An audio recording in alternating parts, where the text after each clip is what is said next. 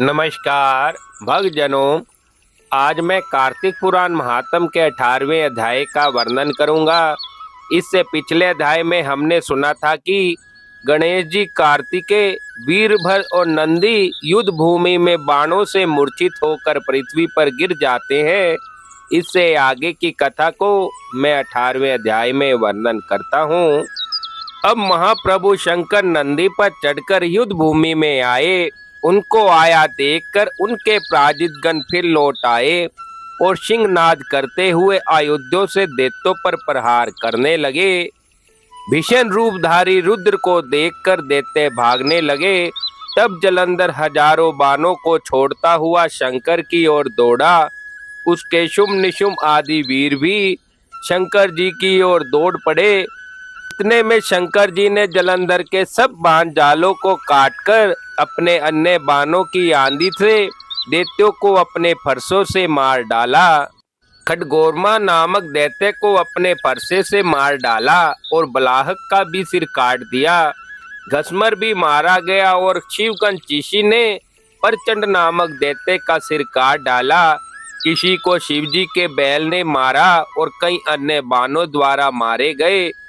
यह देख जलंधर अपने शुंभ आदि दैत्यों को धिक्कारने और भयभीतों को धैर्य देने लगे। पर जब किसी भी प्रकार से भयग्रस्त दैत्य युद्ध में नहीं आए, तब अन्य दैत्य सेना ने भी पलायन करना शुरू कर दिया। तब महाक्रुद्ध जलंधर ने शिवजी को ललकारा और 70 बाण मारकर शिवजी को दग्ध कर दिया। शिवजी उसके बाणों को काटते रहे, यहाँ तक कि उन्होंने जलंधर की ध्वजा, छत्र और धनुष को काट दिया। फिर 7 बाण से उसके शरीर में तीव्र आघात पहुंचाया। धनुष के कट जाने से जलंधर ने अपनी गदा उठाई। शिवजी ने उसकी गदा के टुकड़े टुकड़े कर दिए। तब उसने समझा कि शंकर मुझसे अधिक बलवान है, अतः उसने गंधर्व माया उत्पन्न कर दी। अनेक गंधर्व अप्सराओं के गण पैदा हो गए। बीणा और मृदंग आदि बाजों के साथ नृत्य व गान होने लगा। इससे अपने गणों सहित रुद्र भी मोहित होकर एकाग्र हो गए। उन्होंने युद्ध को बंद कर दिया। फिर तो काम मोहित जलंधर बड़ी शीघ्रता से शंकर का रूप धारण कर वृषभ पर बैठकर पार्वती के पास पहुंच गया। उधर पार्वती ने अपने पति को आता देख अपनी सखियों का साथ छोड़ दिया और आगे गई। जब माता गौरी ने उस दानव को पहचान लिया तो वह अंतर्ध्यान होकर उत्तर की मानस पर चली गई। तब पार्वती ने विष्णु जी को बुलाकर दैत्य धन का वह कृत्य कहा और यह प्रश्न किया कि क्या आप इससे अवगत हैं। भगवान विष्णु ने उत्तर दिया, आपकी कृपा से मुझे सब ज्ञात है।